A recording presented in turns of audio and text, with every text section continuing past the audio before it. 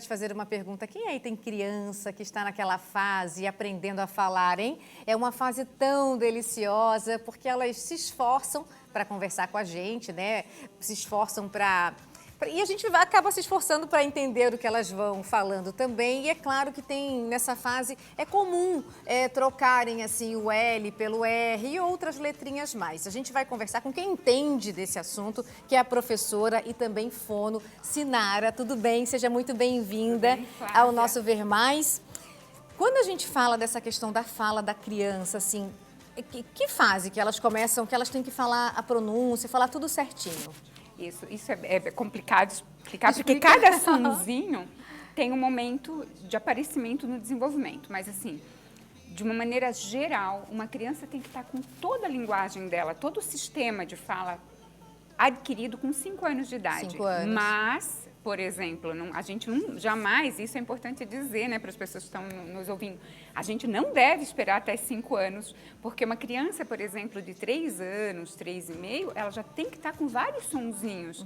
Então, aquela criança que a gente percebe, as mães percebem isso, porque elas sempre comparam os seus filhos com o amiguinho, o amiguinho, né? Então, a gente comparado aos pares. Então, o que chama atenção? Quando a criança não consegue, de tantas trocas que tem, ela não consegue se comunicar. E aquilo vai frustrando também. E você acha que hoje em dia esse acesso à tecnologia, ao celular, isso atrapalha? Porque assim, o certo, depois dos 2 anos, né? Mas a gente sabe que na correria, na rotina da mãezinha, a gente acaba colocando no desenho, no celular. Isso atrapalha um pouco? Atrapalha, Flávia. Atrapalha. Eu estou fazendo um aperfeiçoamento agora que a gente está falando muito do neurônio espelho. Então, é muito importante para a criança ter uma pessoa, um sujeito, não uma tela. Porque com a tela você não interage. Não interage. É claro que tem programas lindos, mas para tudo isso tem um tempo no qual a criança precisa ser exposta, né? Nas questões que envolvem, por exemplo, os sons da fala, a criança ela é muito imitativa. Então, por exemplo, se ela vê qualquer tipo de desenho, qualquer tipo de personagem que tem uma alteração, ela muitas vezes pode imitar essa alteração. Isso é comum. Né? Isso que a gente faz muito de falar com essa vozinha meio infantilizada com a criança. Eu sou uma, eu vejo foto de bebê aqui já fico, ai, tico, da tia. A gente não pode, né? Pode, Flávia. Pode. Ai, que bom. eu sou uma pessoa, eu sou suspeita para falar, porque eu sou apaixonada por criança. Eu falo assim, né? Eu adoro criança falar errado, mas eu gosto quando ela começa a falar certo.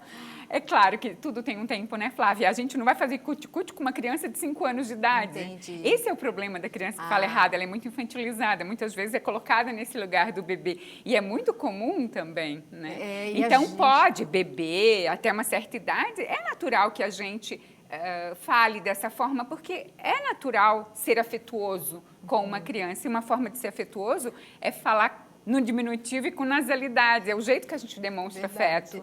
E uma criança que convive só com adultos, tem, assim, mais dificuldade também?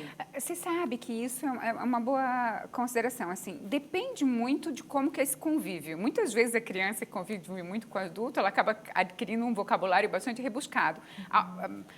Até melhor do que as outras. No entanto, ela não aprende, eu gosto falando de outro aspecto, né? Mas ela não aprende a linguagem dos seus pares.